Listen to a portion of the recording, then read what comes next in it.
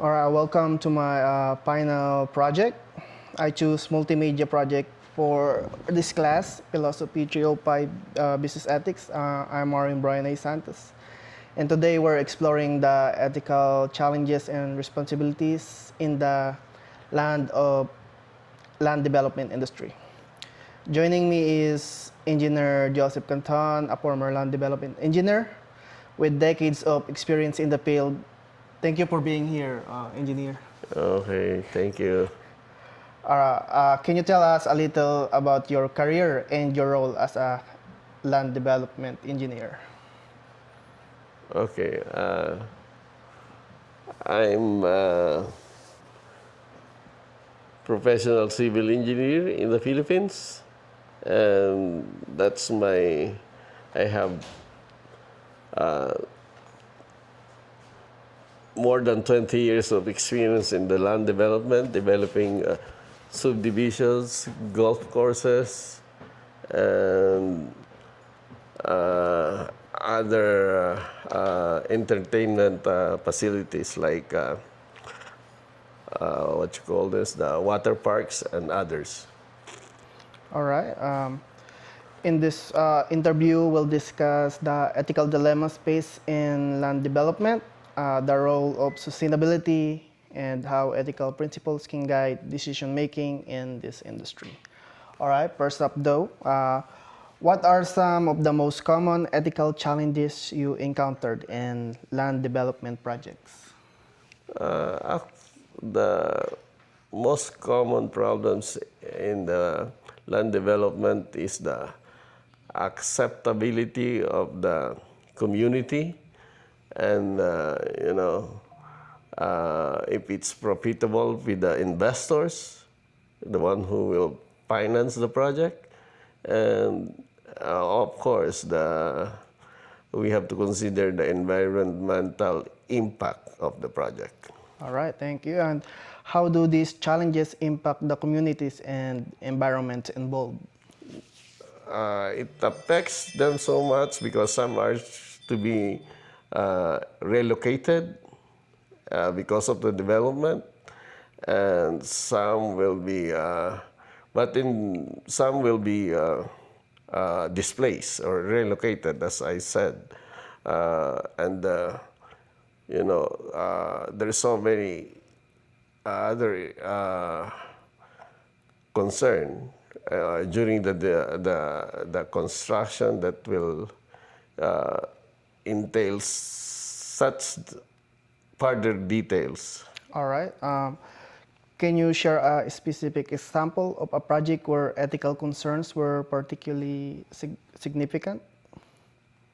Yeah, there's one project in the Philippines that we developed that it's uh,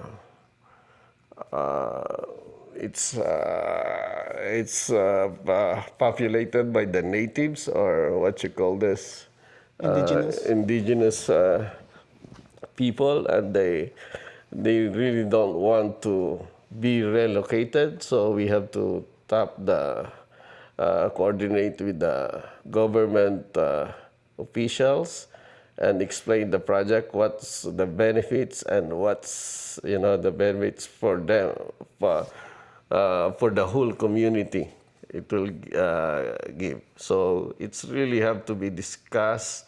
The project has to be conceptualized in the vision that all the stakeholders or the community will also be benefited on the outcome of the land development. All right. When you know. All right. Sustainability is a major focus in business ethics. And how does the land development industry balance environmental protection with the need for economic growth? The project will always be focused on the sustainability, and also for the balance of when you develop a land, you have to consider the environmental impact. You know, that's always there's always a study on that.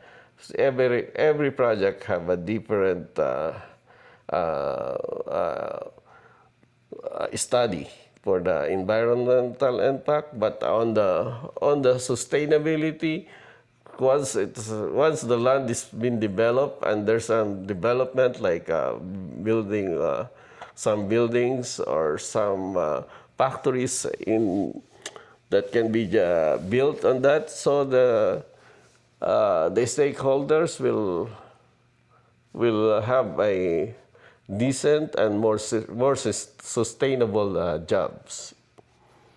All right. And what are some practices or policies you've seen that promote sustainability in land development? In land development, once like in the golf course, once it's been developed and it's been functional and useful, all those employees can be hired by the developer to operate the golf courses and service the clients. So it's long-term jobs, secure jobs For the for them, locals. for the locals. All right. And were there instances where environmental concern conflicted with project goals?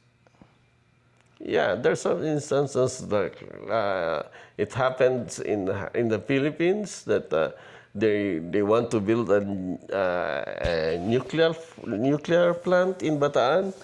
It was being built, but there's a clamor that it's really dangerous and so that it's stopped and it's a wasteful project.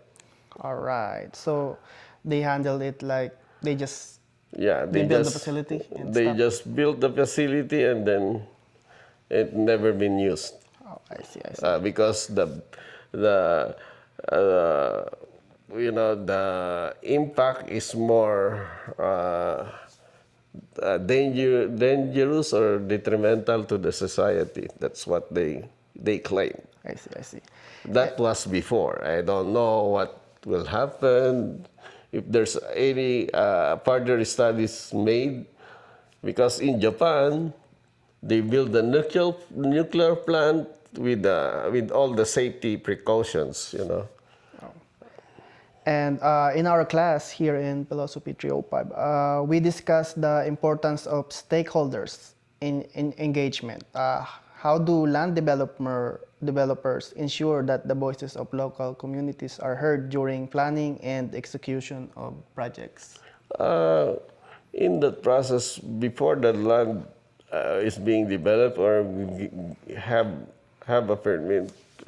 a permit to build, there's always a study before, and there's an interaction meeting with the stakeholders, government agencies, and all those other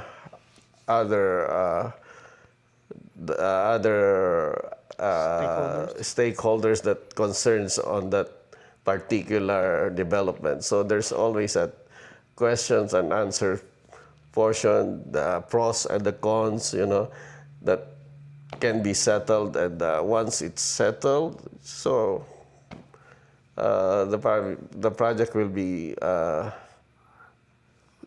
what I mean is, it will be discussed during the meeting.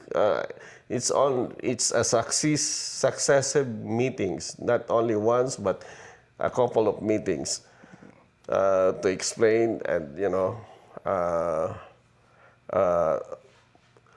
have a common ground to settle. All right.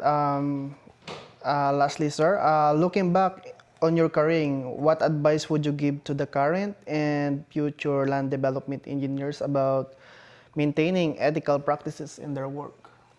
Just be an open-minded and listen to what the stakeholders is saying. If you can adjust, the key term is adjustment.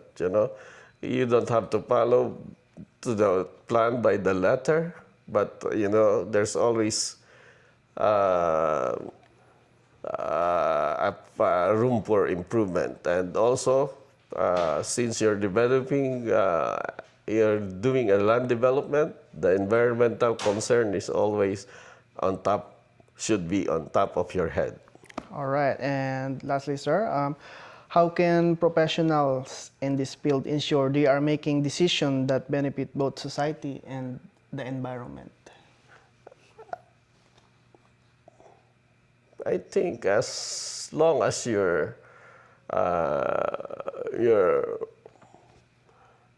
you're transparent and truthful, and you lay the projects to them, uh, explain it to them what will be the benefits, and there will always be some hiccups, but it's always be settled in proper communications. All right. Thank you, Engineer Canton, Okay. for sharing your insight. This conversation has highlighted the importance of ethical leadership and decision making in the land development industry, which ties directly to the concept we explored in this class, Philosophy 305 Business Ethics. And thank you everyone who's gonna watch this video. This is my final multimedia project. I choose multimedia, and I hope this interview has provided valuable insights into the ethical challenges and responsibilities in business. I'm Marion Brian A. Santos. Bye bye. Signing off.